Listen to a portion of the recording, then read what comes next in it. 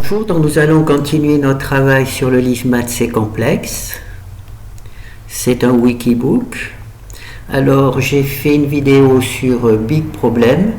Alors le problème c'est les valeurs réelles non symétriques, donc j'ai des difficultés pour calculer les valeurs propres. Alors on va aller dans produit scalaire. Alors la décomposition par les vecteurs propres, alors je suis toujours dans la bibliothèque des nombres complexes. Alors les fonctions matricielles en R, c'est-à-dire que cette bibliothèque travaille sur des nombres complexes, mais là exceptionnellement on va travailler avec des nombres réels. Alors vous pouvez calculer les valeurs propres et les vecteurs propres à partir du moment où vous travaillez sur des matrices qui sont symétriques. Et là, maintenant, on va voir le problème avec les matrices qui ne sont pas symétriques. Alors, je vais récupérer le code.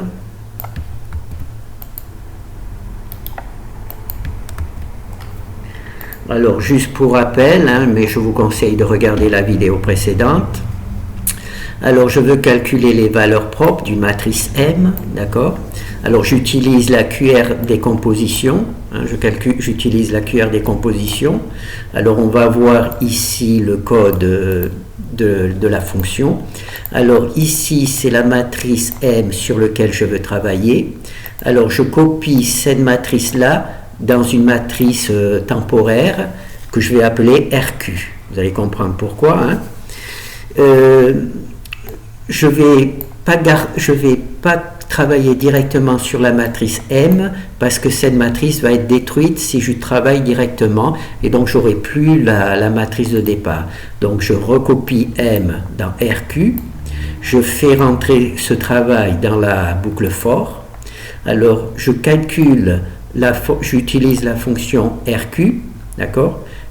QR, la fonction QR, c'est la décomposition QR, elle va me donner une matrice Q et une matrice R, d'accord, à partir de cette fonction-là, qui est la simple copie de M.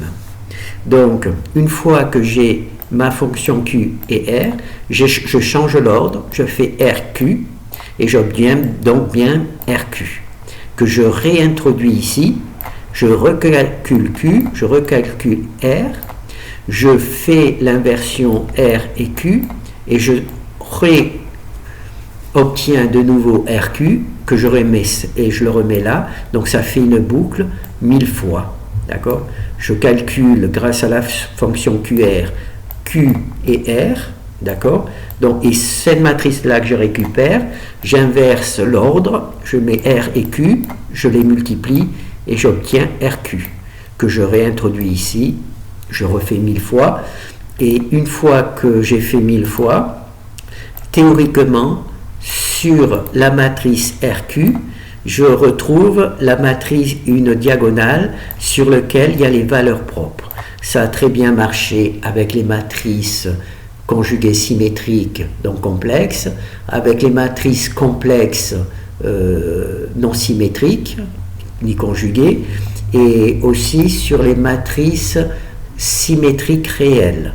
Mais ça n'a pas marché quand on travaille avec des matrices totalement réelles mais aléatoires. Donc on va faire un exemple. Alors ici, donc on a notre matrice. Donc j'ai mis des zéros, peut-être que je vais faire différemment. Alors, octave, donc je vais mettre pour les zéros 4 chiffres après la virgule. Voilà, j'ai mis 4 chiffres après la virgule pour les parties imaginaires pour montrer que c'est toutes des valeurs nulles. D'accord, c'est des valeurs nulles. L'idée, c'est de vous montrer que l'on travaille avec des matrices réelles. Voilà. On va voir sur Octave que ça va bien nous donner la matrice réelle. Alors on sait que quand on travaille avec des matrices réelles qui ne sont pas symétriques, normalement les valeurs propres sont complexes. Elles peuvent être réelles et complexes ou bien toutes complexes. D'accord? Donc là, on va voir le résultat avec Octave. La surprise.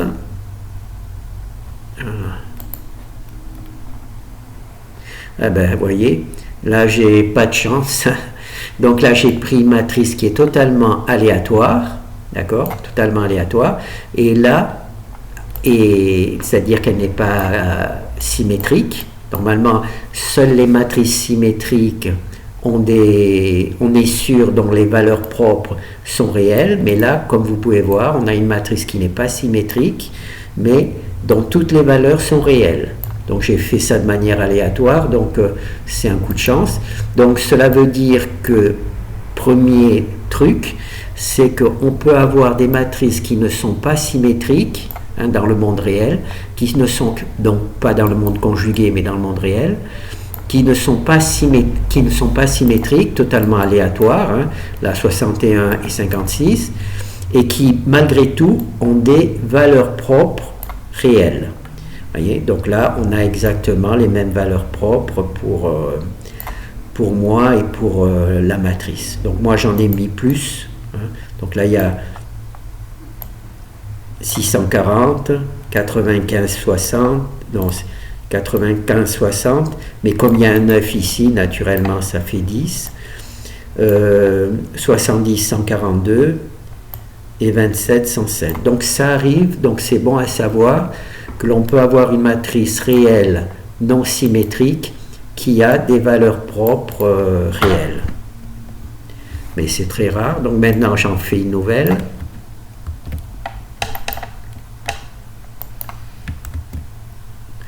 Et voilà, et maintenant, ça y est, les ennuis commencent. On a ici des valeurs complexes. Et moi, malheureusement, je n'ai pas ces valeurs complexes. D'accord?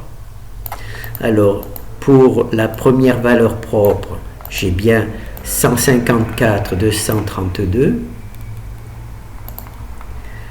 154, 231. Donc on peut dire que c'est les mêmes chiffres. Là, on a bien moins 25, 539. On a bien moins 25, 539. Par contre, ici, on a deux valeurs.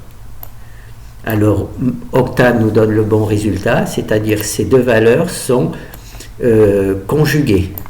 D'accord? Elles sont complexes et conjuguées, hein. C'est-à-dire que ces deux valeurs-là, pour les parties réelles, sont les mêmes. Les deux valeurs-là, pour les parties imaginaires, sont les mêmes. Il y a juste le signe qui change. D'accord? Alors maintenant, c'est ce que j'ai découvert. Alors je vais récupérer cette valeur-là.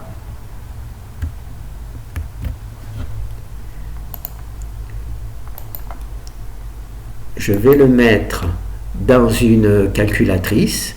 Donc là, j'ai récupéré cette première valeur, je récupère cette deuxième valeur,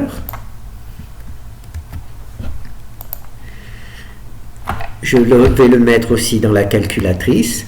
Donc là, ça va additionner ce nombre-là à ce nombre-là. Il arrive que ces deux nombres-là sont de signes différents, alors il faut bien récupérer le nombre avec le signe. C'est important, s'il n'y a pas le signe, il y a des soucis. Donc là, je vais simplement faire la division, l'addition. Donc j'obtiens 105, d'accord? Je divise cette valeur par 2. Et j'obtiens 52 653, 52 654. 52 653, 52 654. Donc j'obtiens pas cette valeur-là, mais j'obtiens cette valeur-là. Et comment j'ai fait? J'ai simplement récupéré les deux parties réelles, je les ai additionnées, je les ai divisées par 2, et j'ai obtenu cette valeur-là. Alors, je vais fermer ça. Je vais faire un autre exemple. On va peut-être changer la taille de la matrice. Je vais fermer aussi ça, ça me fera. Donc là, on a des matrices 4, 4. On va prendre des matrices 7. Voilà, de taille 7, 7. Comme c'est des valeurs propres, naturellement, ça travaille sur des matrices carrées. Alors là, on a notre matrice pour octave. D'accord? Alors toujours montrer qu'on a bien, pour les parties imaginaires, que des zéros. D'ailleurs, octave va nous montrer la matrice. Alors, octave.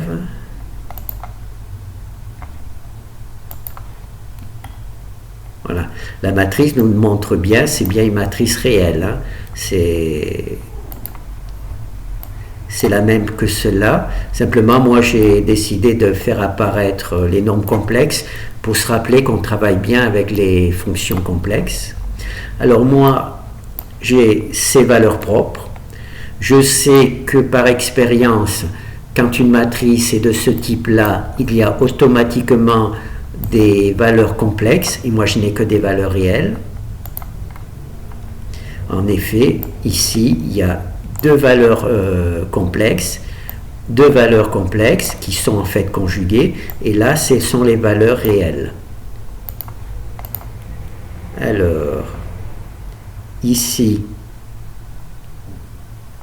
j'ai les mêmes valeurs parce qu'elles sont réelles, moins 96, 436, moins 96, 436, 74, 0,6, 0,60, 74, 0,60, là, il y en a une troisième ici, ça, ce sont les trois valeurs qui sont, comment on dit, réelles, 11, 374, pour ici, et là, c'est 11, 375, d'accord?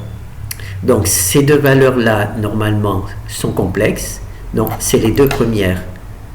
Ces deux premières valeurs-là, normalement, sont complexes. Et ces deux sont complexes. D'accord? Alors là, je vais faire celui-là parce que, vous voyez, ici, il y a un moins. Et ici, il y a un plus. D'accord? Donc, je vais récupérer cette valeur-là. Et je fais bien attention de bien récupérer le signe. Oh là, non, c'est pas bon ça. C'est la calculatrice que je veux. C'est la calculatrice. Voilà. Donc là, je récupère le premier chiffre, c'est-à-dire celui-là. Et là, c'est le deuxième chiffre. Alors, on va revoir sur octave. Voilà. C'est ces deux nombres-là qui sont complexes. C'est ces deux nombres-là qui sont complexes. Non. Octave. Truc. Voilà. C'est ces deux nombres-là. Donc là, j'ai déjà récupéré ce nombre-là. En faisant bien attention de prendre le signe, je vais récupérer ce nombre-là en faisant bien attention de prendre le signe. Alors, je le mets, j'additionne. Voilà. Je divise par 2. Je divise par 2 et j'obtiens cette valeur-là, pardon, 31 688. 31 688. Je n'arrive bien entendu pas à avoir la partie imaginaire, mais j'ai la partie réelle. Comment j'ai obtenu la partie réelle? Alors, on va mettre ici. Alors ici, j'ai cette valeur-là qui correspond théoriquement à cette partie-là, mais là, il y a l'erreur puisque je n'ai pas réussi à avoir la partie imaginaire. Donc, je prends les deux valeurs propres réelles, hein, je les additionne, je les divise par 2 et j'obtiens 31 668. Voilà, c'est ici. Hein. J'ai additionné ces deux valeurs-là, hein, 4 et 68, en n'oubliant pas naturellement le signe. J'ai divisé par 2 et j'ai retrouvé 4,68. Donc maintenant, on va faire ici, cette partie-là. Alors, c'est ces deux valeurs-là, d'accord? Alors, je vais récupérer cette valeur-là. Je vais la mettre là. Je vais récupérer la deuxième qui est juste en dessous. Je vais là. Oh là, qu'est-ce que j'ai fait? Qu'est-ce que j'ai fait? Je le mets là. Voilà, donc là j'ai additionné ces deux valeurs. Je fais return, je divise par 2,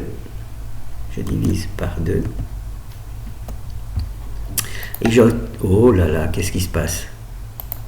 J'obtiens, alors je vais mettre en valeur cette valeur-là, j'obtiens cette valeur-là, 88 812. D'accord? Et comment j'ai obtenu ces 88 812? J'ai obtenu en additionnant ces deux valeurs. Donc on va faire un autre. On va changer la taille de la matrice pour vous montrer que... Alors là, on va faire 5. Et là, on va mettre 900, des nombres un peu plus grands. Alors, je vais fermer la calculatrice, comme ça, ça sera plus propre. Je vais fermer Octave, comme ça, ça sera plus facile. Voilà, donc là, il ne me reste plus rien. Oh ben, je vais peut-être la garder ici, la calculatrice. Oh, désépingler, allez hop. Comme ça, j'irai la chercher. Alors là, je vais relancer. Alors, j'ai une matrice réelle qui n'est pas symétrique. Donc, je sais que il est possible que ce soit les bonnes valeurs propres, mais il est possible aussi qu'il y ait des valeurs propres complexes. D'accord? Et naturellement, eh ben, je ne sais pas lesquelles sont complexes ou pas complexes. D'accord? Alors, qu'est-ce que je fais? J'utilise Octave.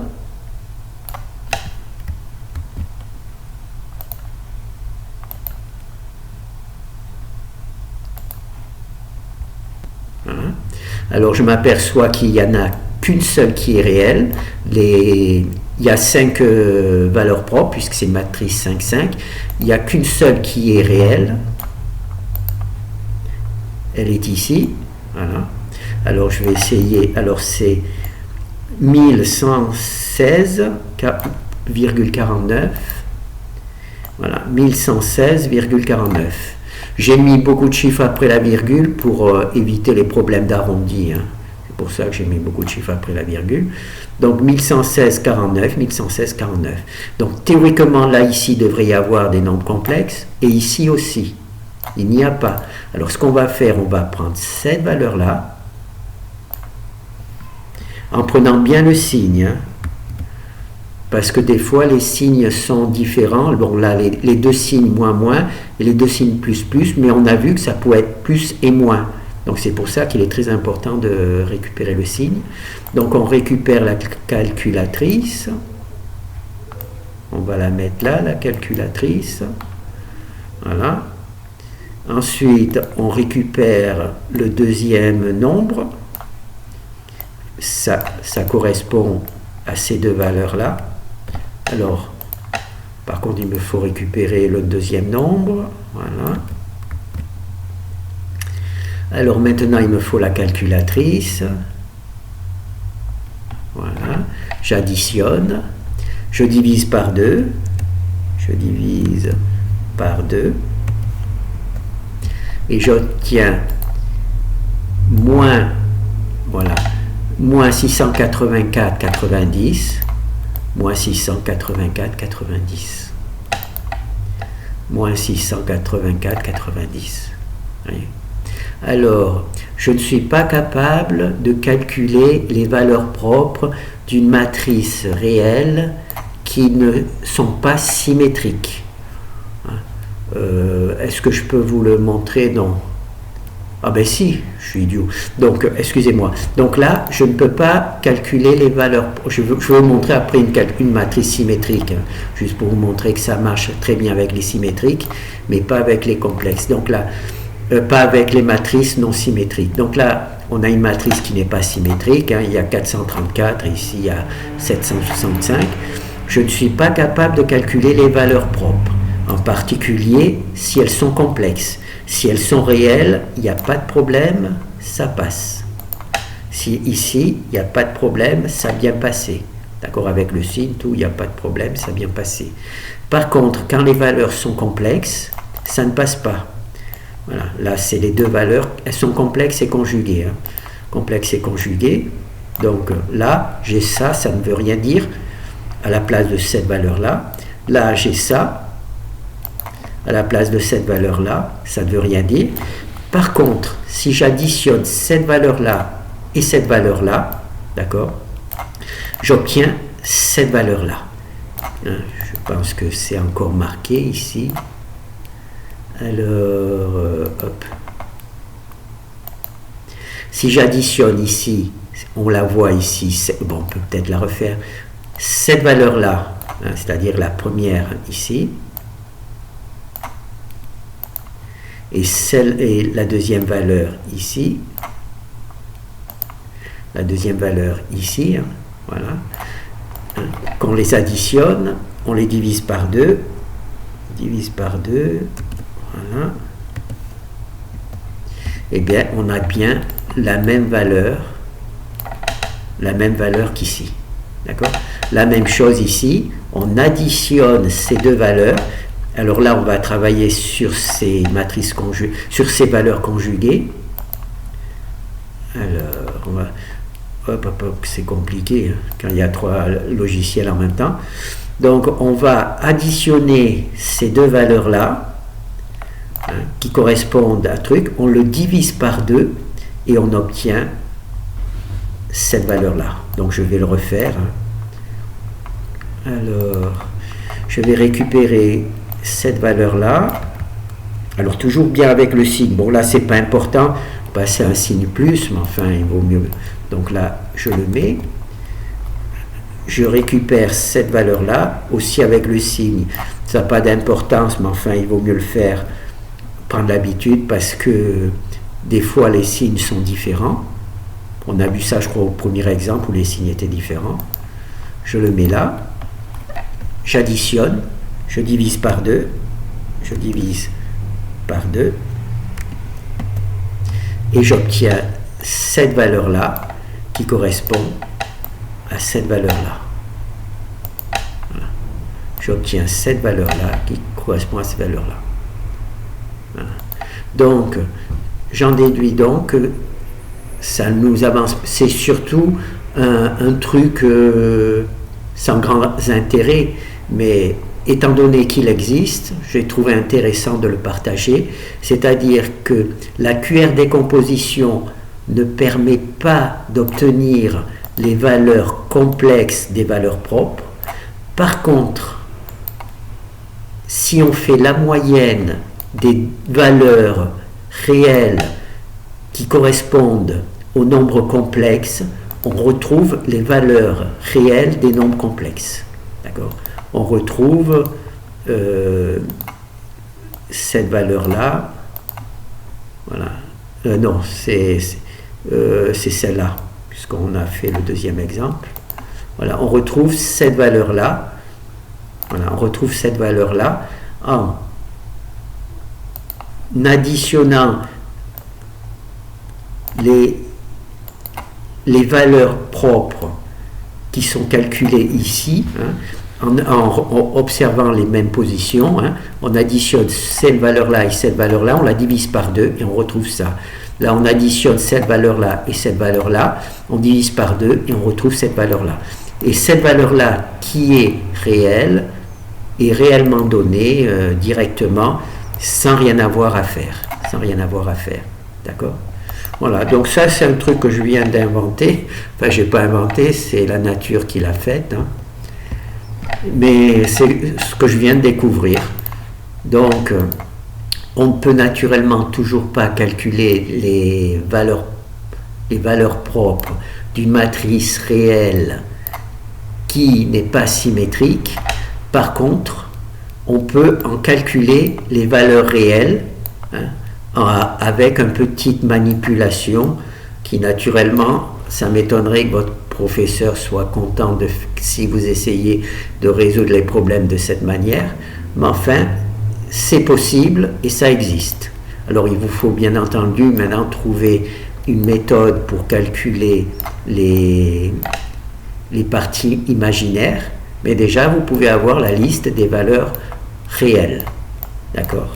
Bon, c'est un peu une méthode un petit peu, disons, cavalière, mais ça fonctionne.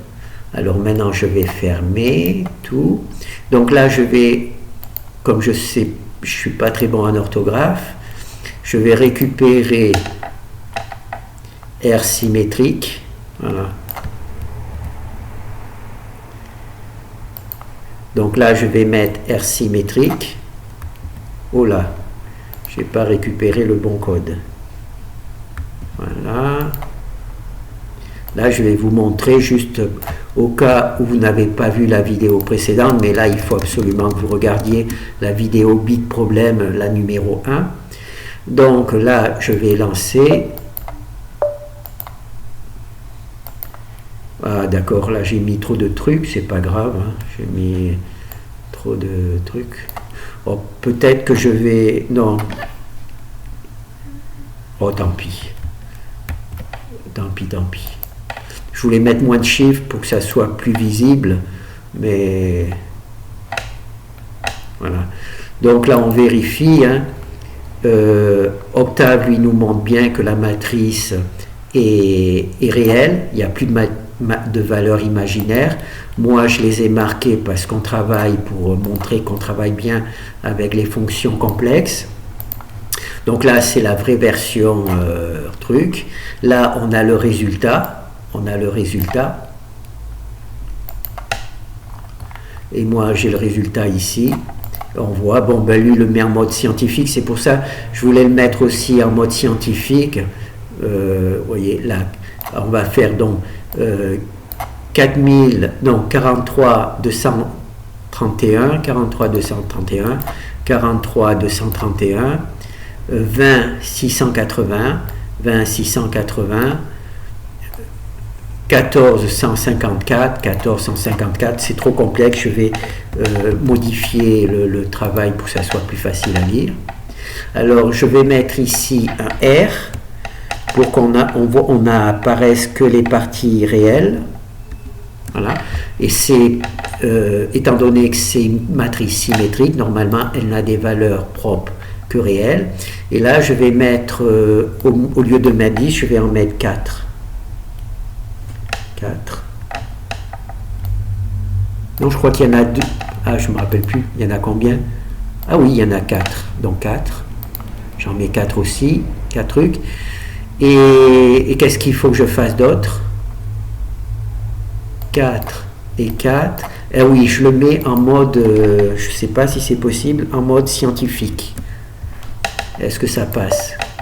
Non, ça passe pas. Ah oui, j'ai oublié d'enlever les... Pardon, il vaut mieux que je refasse tout depuis le début. Voilà. Alors, j'espère que j'ai pas fait de... Alors, j'ai décidé de mettre en mode réel. Donc, j'ai... Oh, pardon. J'ai mis un R ici pour ne faire disparaître la partie imaginaire puisqu'elle est de toute manière nulle. Donc, ici, je suis obligé de supprimer le contrôle des parties imaginaires puisque je ne veux plus qu'elles soient affichées. D'accord? Donc là, c'est bon. Je vais juste vérifier. Alors, je veux voir s'il y a la possibilité d'avoir un mode scientifique. C'est bon. Et donc là, je vais mettre, comme Octave met 4 chiffres après la virgule, je vais mettre aussi 4 chiffres après la virgule. Ça sera plus facile à lire. Donc ici, voilà. 4 chiffres après la virgule.